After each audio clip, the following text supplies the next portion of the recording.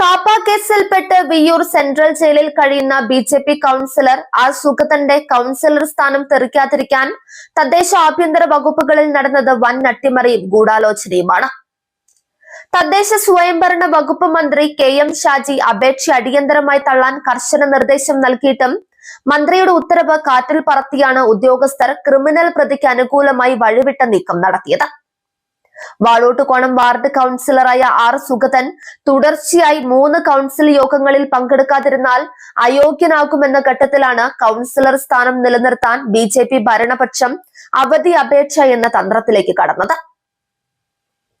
Viyyur jail superintendent വഴി സുഗതൻ നൽകിയ അപേക്ഷ തദ്ദേശ വകുപ്പിലെത്തിയപ്പോൾ കാപ്പ കേസ് പ്രതിയായ ഒരു ക്രിമിനലിന് യാതൊരു ആനുകൂല്യവും നൽകരുത് എന്ന് മന്ത്രി കെ.എം. ഷാജിയും വകുപ്പ് സെക്രട്ടറി ഷാനവാസും ഫയലിൽ വ്യക്തമായി കുറിച്ചു.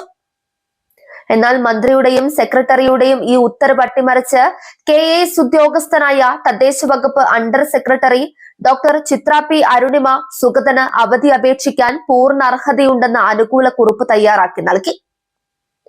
തൊട്ടു പിന്നാലെ ആഭ്യന്തരമന്ത്രിയോ വകുപ്പ് സെക്രട്ടറിയോ അറിയാതെ ആഭ്യന്തര അണ്ടർ സെക്രട്ടറി നമിതയും തദ്ദേശ വകുപ്പിന്റെ ശുപാർശ അതേപടി പകർത്തി തിരുവനന്തപുരം മേയർക്ക് കൈമാറി.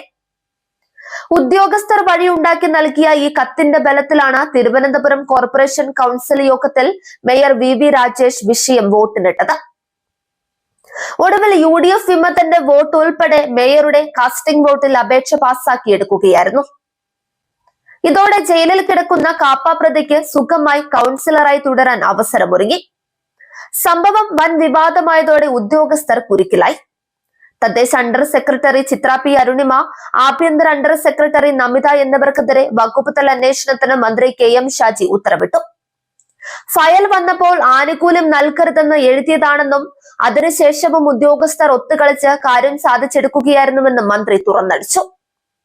കുറ്റക്കാർക്കെതിരെ വിട്ടുവീഴ്ചയില്ലാത്ത നടപടി ഉണ്ടാക്കുമെന്നും അദ്ദേഹം ഉറപ്പു നൽകിയിട്ടുണ്ട്. എന്നാൽ ഇതിലൂടെ UDFും ബി.ജെ.പിയും തമ്മിലുള്ള രഹസ്യ അവിശുദ്ധ കൂട്ടുകെട്ടാണ് പുറത്തു വന്നതെന്ന് പ്രതിപക്ഷ നേതാവ് പിണറായി വിജയനും വി ശിവൻകുട്ടിയും ആരോപിച്ചു. അതേസമയം ഉദ്യോഗസ്ഥരുടെ വീഴ്ച സർക്കാരിന്റെ തലയിൽ കെട്ടിവെക്കേണ്ടെന്നും കൗൺസിലിൽ ബി.ജെ.പി സഹായിച്ച നിലപാടിനോട് യോജിപ്പില്ലെന്നും പറഞ്ഞ UDF കക്ഷി നേതാവ് കെ.എസ്. ശബരിനാഥനും രംഗത്തെത്തി. ഒരു ക്രിമിനലിനെ രക്ഷിക്കാൻ ഭരണ സംവിധാനത്തെ തന്നെ അട്ടിമറിച്ച ഉദ്യോഗസ്ഥർക്കെതിരെ കടുത്ത നടപടി ഉണ്ടാകുമോ, അതോ ഇത് കേവലം ഒരു രാഷ്ട്രീയ